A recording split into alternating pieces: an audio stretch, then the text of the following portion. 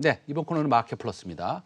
시장을 보는 안목을 키워주는 코너인데요. 예, 금요일에 뵙는 분입니다. 우리 신중호 이베스트 투자증권 연구위원 나오셨습니다. 안녕하십니까? 네, 어서 안녕하십니까. 오세요. 네.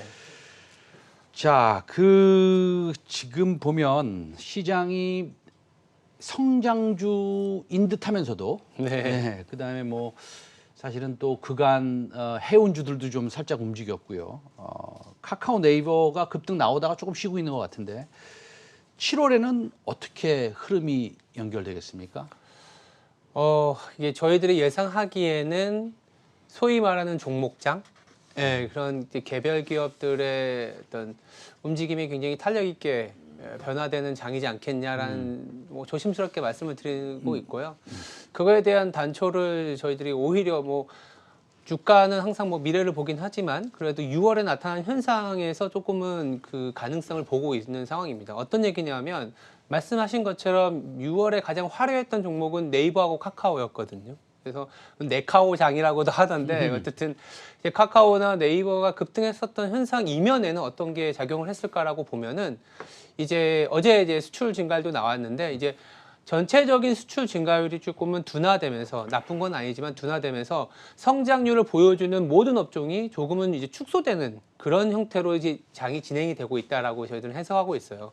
그래서 그럴 때는 이제 좀 굉장히 큰 종목임에도 불구하고 밸류에이션 즉 PBR이나 PSR 우리가 흔히 알고 있는 PER이 아니라 자산 가치나 매출액 대비한 이 밸류에이션이 뭐 10배까지 급등하는 현상이 나타났었는데 그때 이후에 나타났던 주식시장의 특징은 인덱스 즉 코스피가 막 치고 나가는 장보다는 코스피는 좀 안정적으로 옆으로 기더라도 그 안에서 뭐 소위 말하는 성장주나 개별 종목들의 수익률이 굉장히 탄력 있게 움직이는 장으로 변화된 가능성이 높기 때문에 아까 처음에 말씀드린 것처럼 좀 종목장이 되지 않을까라는 얘기를 좀 드리고 있습니다. 카카오의 밸류에이션이 이제 목에 찼습니까? 어떻습니까? 그러니까 목에 찼다라는 표현도 조금 네. 그런 게 네. 목을 넘어서서 물론 이제 새로운 비즈니스 모델에 대해서 그리고 카카오가 갖고 가는 비즈니스 모델이 우리나라의 어쩌면 대부분의 어떤 생활 밀접형 서비스를 다 독점화 시킨다라는 가능성에 대해서는 좀 높은 점수를 줄 수는 있는데 그럼에도 불구하고 비싼 건 비싸다라고 얘기를 드릴 수밖에 없을 것 같고요. 뭐 가까운 사례에서 우리가 뭐 5, 6년 전에 어떤 일이 있었냐면 한미약품도 좀 기억하실 수 있을 거고 아모레퍼시픽 같은 경우도 PBR이 뭐 8배에서 9배, PSR이 이제 10배 가까이 갔었던 경험이 있었는데 결국 그 2015년, 16년에 아모레퍼시픽과 한미약품을 지금과 같은 카카오의 밸류에이션에 샀을 때는 지금도 고점 원금 회복이 되지 않은 상황이라고 말씀을 드리고 있는 상황입니다. 그때도 사실은 중국의 성장이나 아니면 한미약품의 파이프라인에 대한 평가는 지금보다 더 컸었거든요. 그래서 과도한 밸류에이션은 분명히 후유증이 남는다. 이런 얘기를 좀 드리고 있습니다. 그렇죠. 밸류에이션 휴유증, 네. 밸류에이션 휴유증이 남는다 이렇게 말씀하셨는데 네. 그러면 우리가 어떻게 대응을 해야 되는데요? 그러니까 이제 말씀드렸던 것처럼 이제 카카오를 뭐 갖고 계신 분들은 네. 굳이라는 표현이 좀 맞을 수는 있겠지만 지금 신규로 진입한다. 카카오가 이렇게 내지는 네이버나 이런 메가캡에서 뭐 시가총액 탑 10 안에 들어가는 종목이 이렇게 소위 말해서 난리칠 때 네. 나도 이제 조금 들어가서 새로운 성장에 편승을 해야지 이런 것보다는 이 현상이 왜 나왔는지를 해석해 보니 성장의 둔화에 대한 성장의 희소성에 대한 오히려 시그널이었다라는 얘기를 드리고 있고 그랬을 때는 오히려 아직은 이제 평가받지 못하지만 뭐 이익의 그로스나 매출액의 그로스가 굉장히 좋아서 7월 달에 선택을 받을 수 있는 중소형주에 집중을 하자 이런 얘기를 드리고 있는 상황입니다. 제가 요 질문 하나 드리고요. 네. 그 다음 질문은 고용지표 한번 네네. 여쭤보겠습니다. 먼저 드리고 싶은 질문은 이겁니다. 네. 많은 전략가들이 네. 한두 명도 아니고 지금 바이오가 1월부터 6월까지 한 34% 시장을 언더퍼폼 했기 때문에 네. 이제는 바이오가 조금 그래도 올라와야 되는 거 아니냐. 네네. 이런 특히 퀀트 쪽에서 이제 그런 얘기를 많이 합니다. 네. 계량 쪽에서. 네. 우리 연구위원님 어떻게 생각하세요? 뭐 가능성이 아예 없진 않아요. 네네. 그러니까 퀀트를 말씀하셔서 보통은 이제 상대 수익률이라는 차트를 많이 그렇죠. 그려보면 네. 말씀하신 것처럼 제약 바이오주의 이제 지수를 뭐 코스피나 코스닥과 이제 상대적으로 얼마나 괴리가 벌어졌냐라고 하면 뭐 아까 말씀하신 굉장히 많이 벌어져 있습니다. 네네. 소외되어 있는 거죠. 네. 소외되어 있다라는 거는 그만큼 이제 주가에 대한 모멘텀을 많이 준 게 아니라 좀 비싸다라든지 아니면 좀 이제 수급이 이제 벌어지다 보니까 하다못해 이제 조금씩 나오는 성적표에 대해서 이 정도면 괜찮은 거 아니야라는 어떤 모멘텀을 받을 수 있는 단계는 된 거라는 얘기를 드리고 있는데 그렇다고 해서 무조건 이제 소외됐다고 해서 올라가는 건 아니죠. 그런데 이제 최근에 뭐 이를테면 한미 사이언스 같은 것도 중소형 성장주의 1등 종목인데 네. 이런 것들이 왜 올라오느냐라고 하면은 결국 그래도 매출액 그로스나 뭐 당장 이제 영업이익률이 나오는 건 아니지만 성장에 대한 이제 프리미엄이 붙어가는 시기로 전환되는 거에 대한 어떤 반응이지 않겠냐라는 부분이고 그러다 보니까 퀀트 단계에서는 아직 실적이 나온 건 아니지만 시장에서 이렇게 소외가 됐다? 그렇다면 뭐 실적 시즌에 매출액이 조금은 늘어났다라는 소리만 나와도 강하게 탄력을 보일 수 있으니 여기에 한번 집중을 해보십시오라는 얘기를 드리고 있는 상황입니다.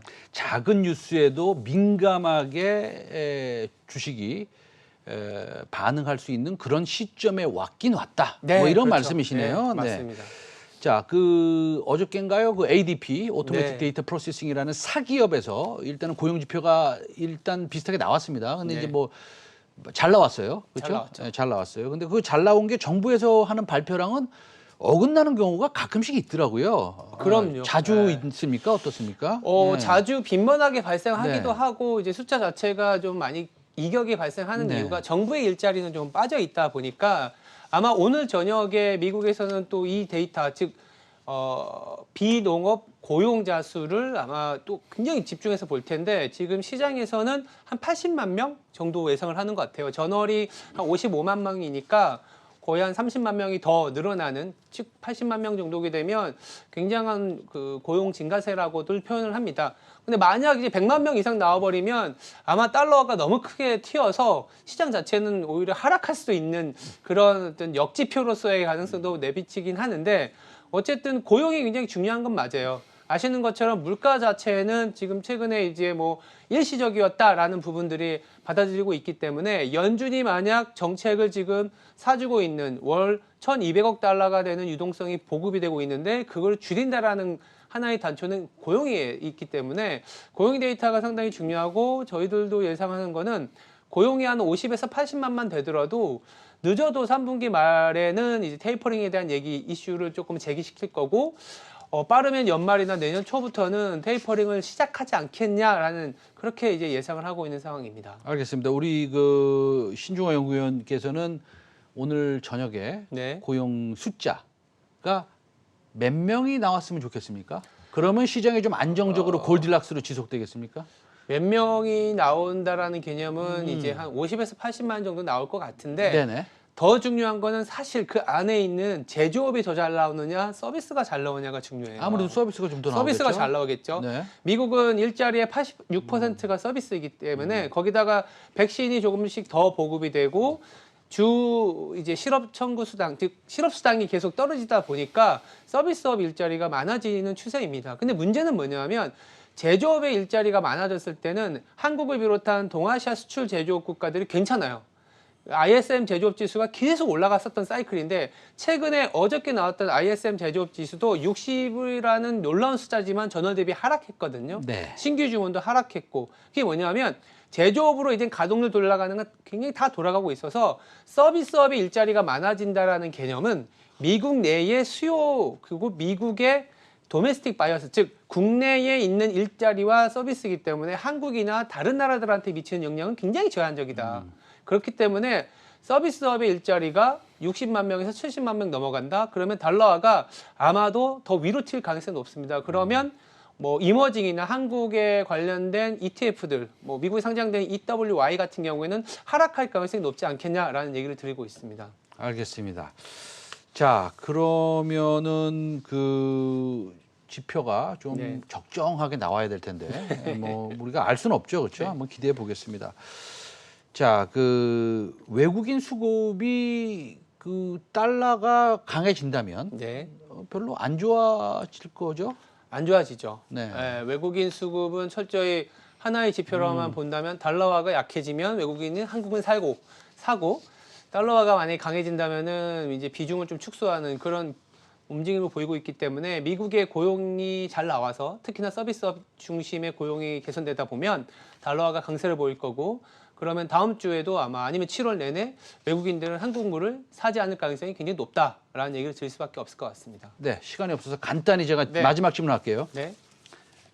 그래서 우리 어떻게 해야 됩니까? 7월 달에. 7월 달에는 어쨌든 이제 실적 시즌이 계속 나올 거예요. 근데 문제는 뭐냐면 아마 다음 주에 삼성전자 실적을 바라보고 계신 분들이 굉장히 많을 겁니다. 삼성전자가 계속 언론지상에서도 보면 우리는 손해야라는 얘기가 나와서 삼성전자 실적 잘 나올 겁니다. 한 11조에서 12조까지 나올 것 같아요. 그래서 이제 드디어 삼성전자가 기지개를 펴는구나라고 저희들은 생각하지 않습니다. 오히려 출하량이 많아지기 때문에 공급량이 증가하는 리스크가 있어서 삼성전자에 오히려 조금 미련을 버리고 중소형주 내지는 저희들은 이제 추천하는 게 만약에 리노그룹 같은 게 대표적인 것 같아요. 네. 영업이익률과 매출액이 고성장하고 있는 5조 이하의 중소형주를 선택하는 게 7월에 승부의 어떤 좀 도구가 되지 않겠냐 이런 얘기를 좀 드리고 있습니다. 잘 알겠습니다. 오늘 말씀 너무 잘 들었습니다. 신중호 이베스트 투자증권 연구원이었습니다. 감사합니다. 네. 예.